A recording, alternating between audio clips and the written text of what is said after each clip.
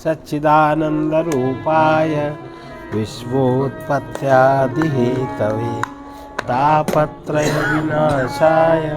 श्रीकृष्णाय वयं नमः। चैतन्यं शाश्वतं शान्तं व्योमातीतं निरञ्जनं नादबिन्दुकलातीतं तस्मै श्रीगुरुवे नमः। सर्वरूपमयी देवी सर्वं देवीमयं जगत् अहं विश्वरूपां तां नमामि परमेश्वरी।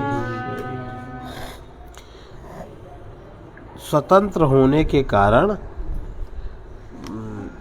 आत्मा शरीर के बाहर भी विचरण कर सकता है और अंदर भी, जब वो स्वतंत्र होता है। स्वतंत्र कैसे होता है? जब बुद्धि के वश में होने पर उसको सत्व की सिद्धि हो जाती है। सत्व माने होता है, सत्व माने सत्वगुण या सूक्ष्म सत्वगुण, जिससे आत्मा शरीर में प्रवेश करता है। उसकी सिद्धि हो जाने पर जीव स्वतंत्र, उसकी स्वतंत्रता फलित हो जाती है। वो स्वतंत्र कैसे है वो जान लेता है, और स्वतंत्र स्वभाव के कारण वो बाहर भी जा सकता है और अंदर भी जा सकता है। बाहर स्थित रहते हुए शरीर के अंदर भी रह सकता है, माने उसकी सर्वव्यापकता का उसको अनुभव होता है। इस अनुभव में जो उसका प्राकृतिक रूप से ध्यान का बीज उसके अंदर है वो बढ़ने लगता है अपने आप। उसके बढ़ने से व्यक्ति आसनस्थ होता है, स्वयं में स्थित हो जाता है। और जब वो स्वयं में स्थित हो, जब उसको स्वयं की सत्ता का बोध होता है, तब वो व्यक्ति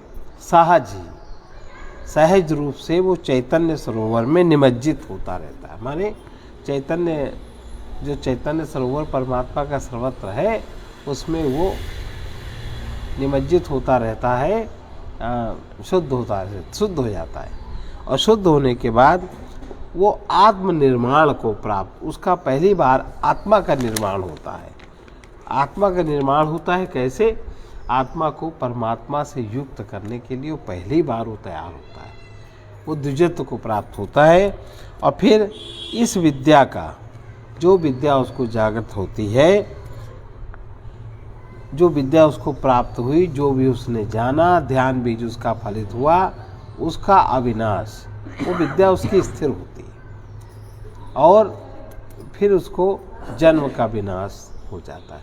जो जन्म वासनानुकूल जन्म होता है उसका विनाश हो जाता है।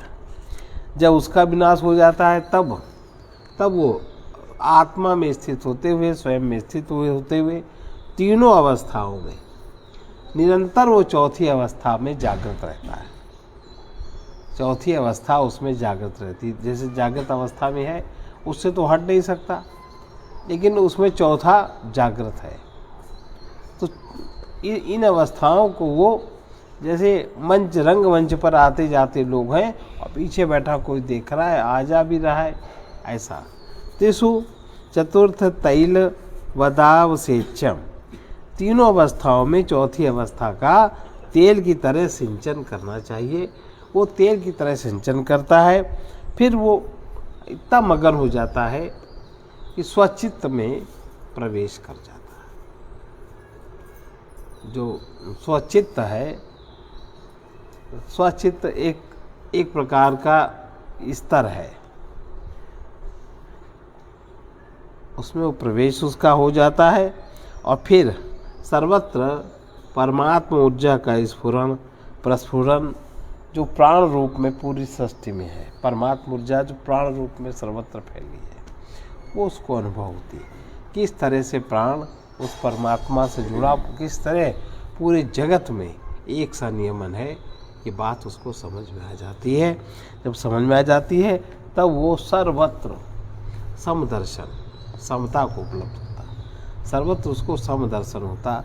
राग द्वेषी छोटी छोटी वृत्तियाँ सब समाप्त हो जाती हैं और वो शिव के तुल्य हो जाता है। शिवत्व माने शिव हो जाता, जो शव उसके साथ है वो फिर वो नहीं रह जाता। जो बोलता है वही उसका जप होता है, वो जो बताता है आत्मज्ञान वही उसका दान है। आत्मज्ञान तो महान दान है। इस प्रकार से अंतर की शक्तियों का, बाहिर की शक्तियों का उसको स्वामित्व प्राप्त होता है। और वो जो ज्ञान का कारण है, जो ज्ञान जो प्रकट हुआ, सहस्त्रार जो जागृत हुआ, उसका जो कारण है स्वशक्ति का प्रचय। स्वशक्ति का प्रचय अर्थात स्वशक्ति का विलास, ये उसका विश्व है। सर्वत्र उसको स्वशक्ति का विलास दिखता है, चिद विलास। चिद विलास आप सोचो, चिद विलास जिसको अनुभव होता होगा उसकी क्या अंतर्स्थिति होगी। प्राकृतिक मनोबुद्धि तो नहीं होते, अप्राकृतिक हो जाते हैं और वे स्वेच्छा से स्थिति में रह सकता है और लय कर सकता है। लय माने स्वेच्छा से यहाँ बैठा, यहाँ बैठे बैठे वहाँ भी हो सकता है, वहाँ का भी अनुभव कर सकता है, दूसरे को बता भी सकता है। इस प्रकार से जब वो स्वेच्छा से स्थिति और लय कर सकता है, तब उसको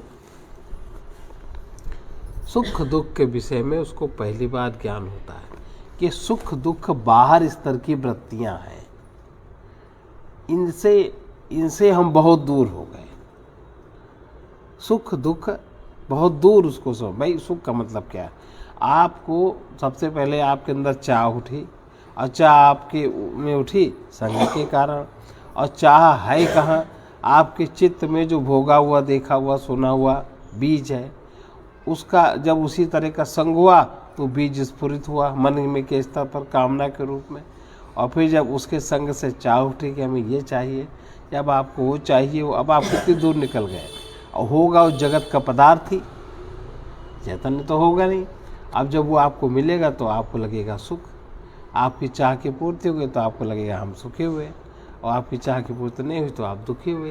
तो ये जो इस लेवल से, इंद्रियों मन के लेवल से बहुत दूर चला जाता है, वो स्वचित्त प्रचय, जो चिद विलास, जो स्वशक्ति का प्रचय। अब जो मूल रूप से जो इस शरीर में वीर शक्ति बनती, जो उसका केंद्र है सहस्त्रार, वो उसमें पचने लगती है। तो चिदविलास का वो अनुभव करता है और वो स्वेच्छा से स्थिति और लय कर सकता है। स्थिति और लय, भाई व्यक्ति की अभी भी स्वेच्छा है, वो चाहे तो भोग करे अथवा न करे, है ना। लेकिन ये स्थूल स्वेच्छा है, और ये स्वेच्छा हर एक के बस में नहीं होती। कहीं ना कहीं वितृष्णा होती तब ये स्वेच्छा होती है। प्रेम में तो ये स्वेच्छा नहीं होती, या बहुत ऊंचे स्तर का प्रेम हो तब ये स्वेच्छा प्रकट होती है योगियों में। तो योगियों की स्वेच्छा तो है नहीं। तो सामान्य रूप से कहीं ना कहीं आपके किसी के साथ टेढ़ापन है तो आप इस चीज़ में थोड़ा सा नियमन करने लगते हैं, इतना ही तो है। तो स्वशक्ति का परिचय होने से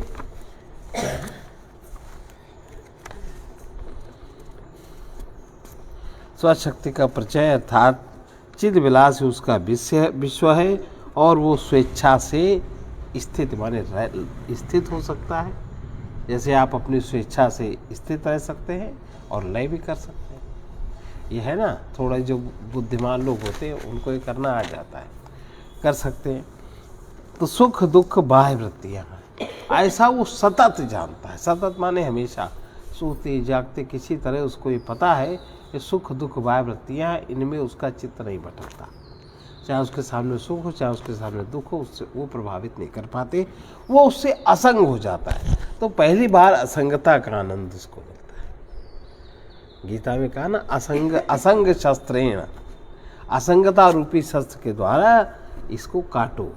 गीता में ऐसा वो जानता रहता है और सुख दुख से विमुक्त रहता है, और वो केवल कैवल्य को उपलब्ध होता है। केवल वो स्वयं अपना परिचय, अपना चिदविलास, अपना माने बहुत गहरे तल पे वो स्वयं को ये अनुभव करता है, और स्वेच्छा से स्थिति कर सकता है, स्वेच्छा से लय भी कर सकता है। सहस्त्रार में उसकी स्थिति होती है इस समय, और वो विमुक्त केवल ही हो जाता है, कैवल्य उसको प्राप्त हो जाता है, या उसका कैवल्य जाग जाता है।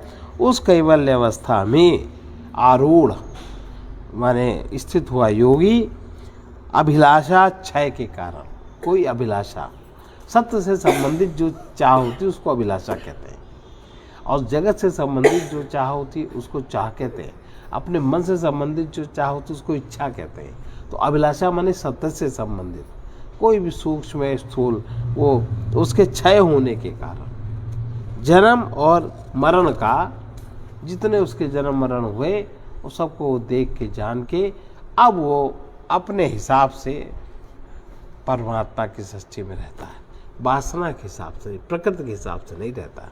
उसके कारण अब वो प्राकृतिक जन्म मरण का पूर्ण क्षय हो जाता है। अब प्रकृति उसको नहीं चलाती, वो स्वयं चलता। अब वो स्वयं भी कभी कभी किन्हीं किन्हीं प्रकृति के हिस्सों को चला देता है, कभी कभी, और ऐसा देखने सुनने में आता है। और ऐसा भूत कंचुकी विमुक्त पुरुष परम शिव रूप ही होता है। ऐसा भूत कंचुकी, ऐसा केवल इन भूतों में केवल ऐसा व्यक्ति उसको परम शिव रूप हो जाता है, शिव रूप हो जाता है, उस शिवत्व को प्राप्त हो जाता है। ये आज ये पूरा हुआ। अब शिवत्व को प्राप्त होने वाले व्यक्ति के लिए, ऐसे व्यक्ति के लिए, ऐसा व्यक्ति का मन स्वप्न विहीन हो जाता है और निरंतर वो वर्तमान में ही रहता है। भूत कंचुकी माने निरंतर वर्तमान में जीने का स्वभाव। जो उसकी जो भाव चेतना है, जो उसका भाव है, उस भाव को ही वो परमात्मा को समर्पित करने वाली गंध जानता है। वो सद्भाव में ही रहता है और अपने स्वयं चैतन्य में साक्षी स्वभाव में स्थिर हो जाना ही, साक्षी में जो स्थिर हो गया है वही अक्षत, अक्षत माने जो क्षत ना हो, जिसका विनाश ना हो।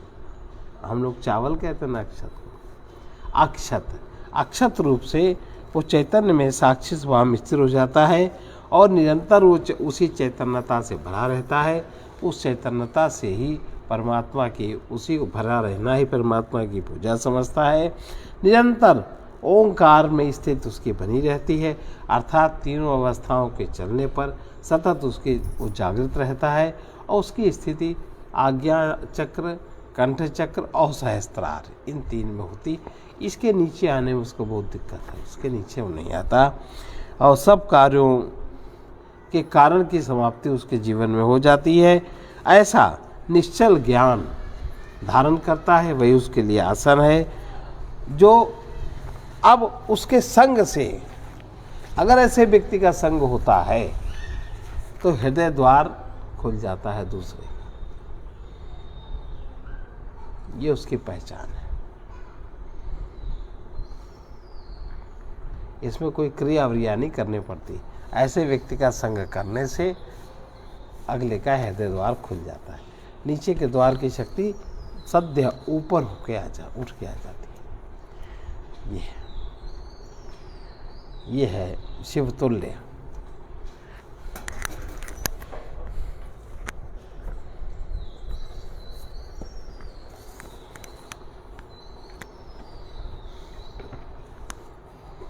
अब इस लेवल पर ये सब नहीं है, ये सब नहीं है, नहीं, इनके शब्द से, इनके भाव से, इन्हीं से ये सब लगता है।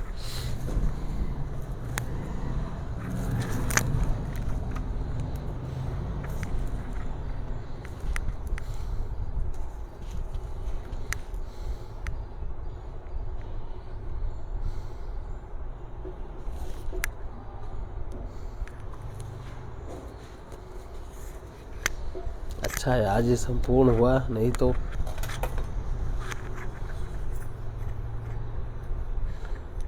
अब जो उसका अनुभव है ऐसे विज्ञानी व्यक्ति का अनुभव महाराज जी बहुत अच्छी तरह इसको लिखा है उन्होंने।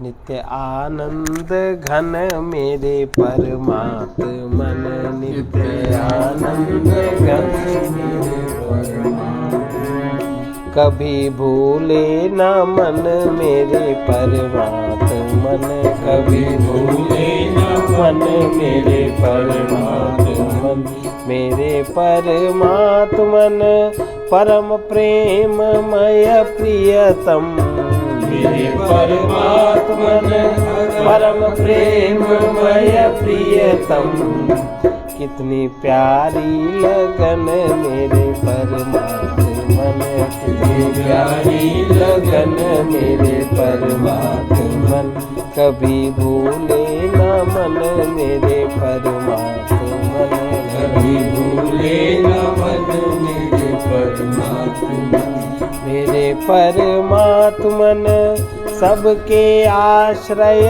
दाता, परमात्मन सबके आश्रय दाता, परम सुखमय शरण मेरे परमात्मन, परम सुखमय शरण मेरे परमात्मन, कितनी प्यारी लगन मेरे परमात्मन, कितनी प्यारी लगन मेरे परमात्मन, मेरे परमात्मन इस नश्वर में अविनश्वर, मेरे परमात्मन इस नश्वर में अविनश्वर, जानते ज्ञानी जन मेरे परमात्मन, जानते ज्ञानी जन मेरे परमात्मन, परम सुखमय शरण मेरे परमात्मन, परम सुखमय शरण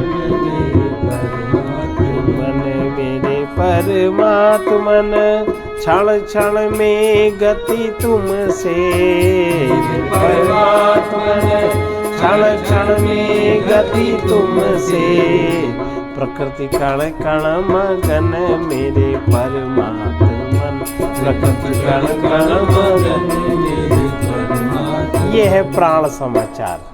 प्रकृति कण कण मगन मेरे परमात्मन, प्रकृति कण कण मगन मेरे परमात्मन, जानते ज्ञानी जन मेरे परमात्मन, जानते ज्ञानी जन मेरे परमात्मन, मेरे परमात्मन प्राणी मात्र के जीवन, मेरे परमात्मन प्राणी मात्र के जीवन, विमुखता में मरण मेरे परमात्मन, विमुखता में मरण मेरे परमात्मन, प्रकृति कण कण मगन मेरे परमात्मन, प्रकृति कण कण मगन मेरे परमात्मन, मेरे परमात्मन हम तुम मैं सत चेतन, मेरे परमात्मन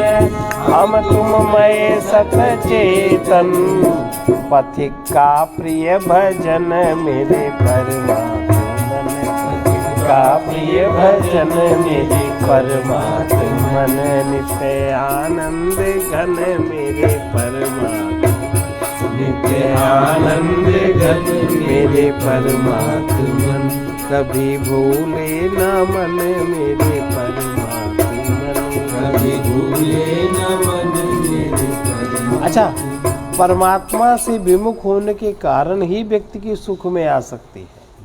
परमात्मा से विमुख होने के कारण ही व्यक्ति शोषण करता है और सुख की चाह के पीछे कितने सारे पाप अपराध करता है, घूमता रहता है। ईर्ष्या, द्वेष, कलह, ये सब विमुखता, ये सब सत्य से विमुख होने के कारण है। इसका अगर ये सब चीज़ें जब इस तरह की वृत्तियाँ जागृत हो, इसका मतलब हमने कुछ सुना ही नहीं, हमारे अंदर कुछ उतरा ही नहीं, गुरु तो हमने जाना ही नहीं।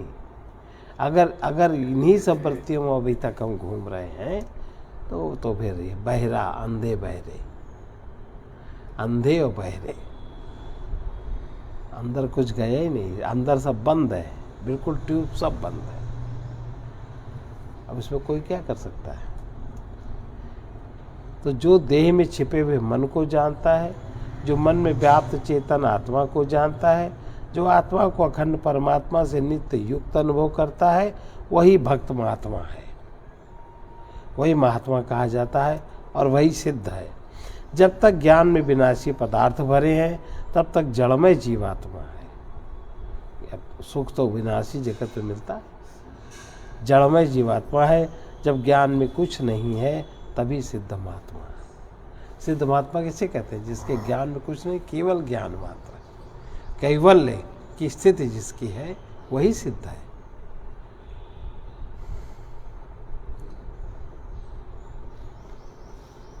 ये तीन बातें बताई।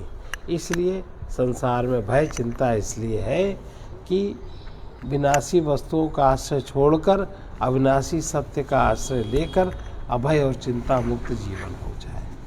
इसलिए प्रकृति ये सब रचना करती है।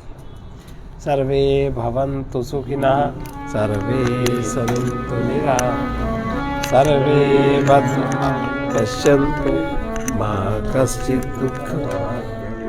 कृष्णाय वासुदेवाय हरये परमात्मने प्रणतक्लेशनाशाय गोविन्दाय नमो नमः।